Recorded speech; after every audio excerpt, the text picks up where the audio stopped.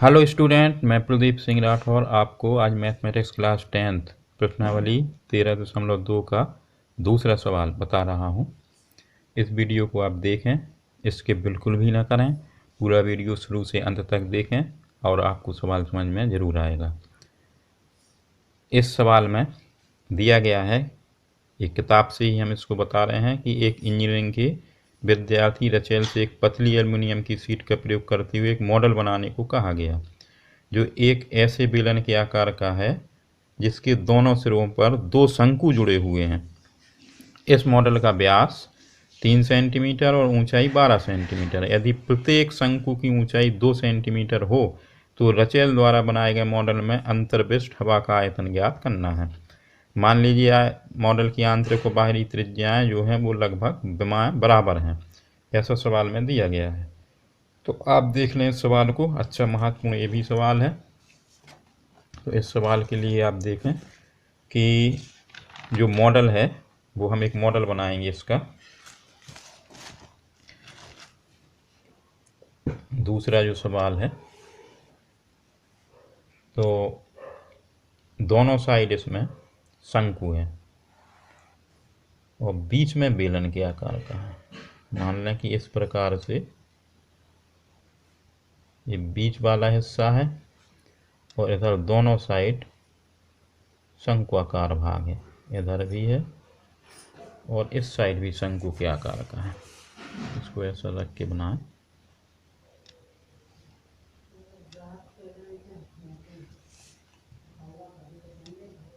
इस प्रकार से दोनों साइड शंकु के आकार का है और बीच में बेलन के आकार का है और इसकी जो संपूर्ण लंबाई है वो 12 सेंटीमीटर दी गई है। इसको हम ऐसे लिख दें, इधर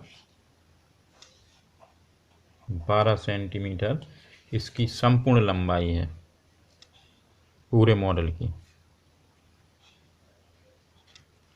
इस मॉडल की संपूर्ण लंबाई 12 सेंटीमीटर दी गई है। अब जो 12 सेंटीमीटर है और इसकी जो शंकु वाले भाग हैं इनकी जो ऊंचाई है वो 2-2 सेंटीमीटर है। 2 सेंटीमीटर इस शंकु की ऊंचाई है और 2 सेंटीमीटर इस शंकु की ऊंचाई है। अगर हम इस 12 में से पूरी 12, जो इतनी पूरी यहाँ से यहाँ तक 12 है, इसमें से 2 सेंटीमीटर का हिस्सा इधर ऊपर का और 2 सेंटीमीटर का हिस्सा इधर नीचे का घटा दें। ये पूरा बेलनाकार है इधर बीच में, तो 2-2 सेंटीमीटर ये ऊपर और 2 सेंटीमीटर नीचे का हिस्सा घटा दें। तो 12 में से 2-2 4 घटेगा तो 8 सेंटीमीटर इस बेलन वाले हिस्से की ऊंचाई आ जाएगी। तो अब इसको देख लें, इसको हम लिख लें जो जो इसमें दिया गया है। तो मॉडल का जो व्यास है वो भी दिया है कि मॉडल का व्यास 3 सेंटीमीटर है। ये वाला हिस्सा जो है व्यास वाला मॉडल का 3 सेंटीमीटर है। हम इसी को लिख दें पहले कि मॉडल का व्यास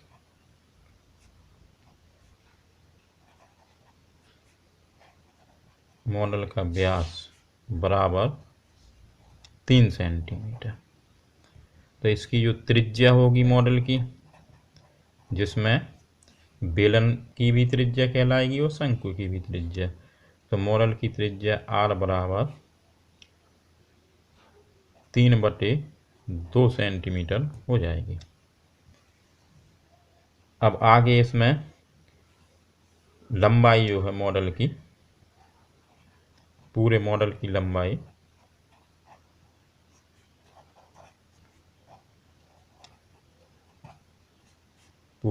लंबाई बराबर 12 सेंटीमीटर है। तो इसमें शंकु भाग की जो लंबाई है उसको लिख लें हम।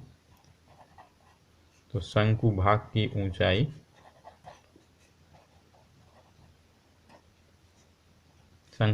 ऊंचाई इसको स्मॉल h लिख दें और बराबर में 2 सेंटीमीटर।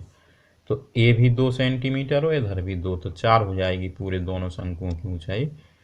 तो जो बेलन वाला भाग है इसकी ऊंचाई हम निकालें। बेलन वाले भाग की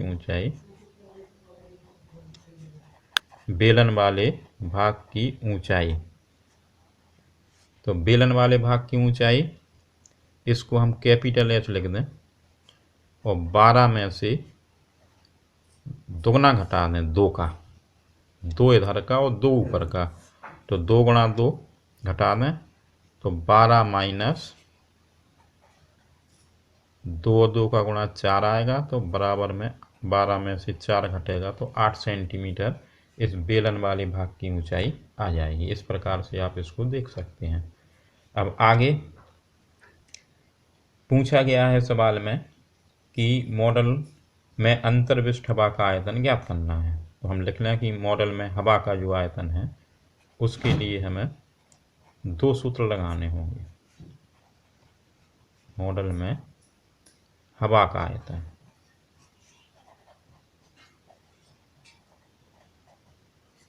मॉडल में हवा का आयतन बराबर इस बेलन में जितनी हवा भरी होगी उसका आयतन निकालना होगा, और ये शंकु जो है इसमें दोनों शंकुओं में जो भी हवा भरी है उसका आयतन, तो पूरे मॉडल में हवा का आयतन आ जाएगा। तो मॉडल में हवा का आयतन लिखेंगे हम बेलन का आयतन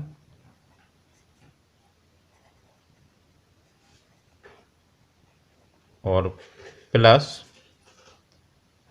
2 शंकु हैं इसलिए 2 का गुणा कर दें और 1 शंकु का आयतन, तो 2 शंकु का आयतन हो जाएगा, 2 गुणा शंकु का आयतन।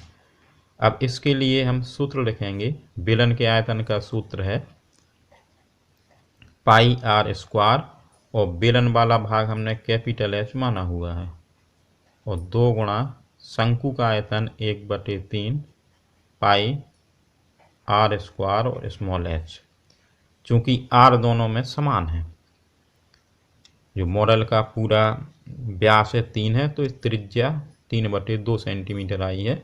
तो शंकु की भी और बेलन की दोनों की त्रिज्याएं समान हैं।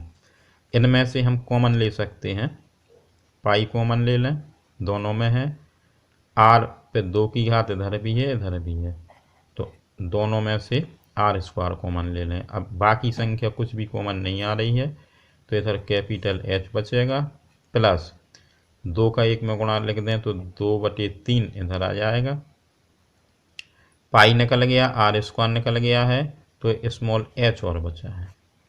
अब इस हिस्से को हल करें तो पाई का मान दिया तो है नहीं है, तो हम 22/7 भर सकते हैं। सवाल में जहाँ पाई का मान अगर विशेष रूप से सवाल में नहीं दिया गया हो तो 22/7 भरेंगे।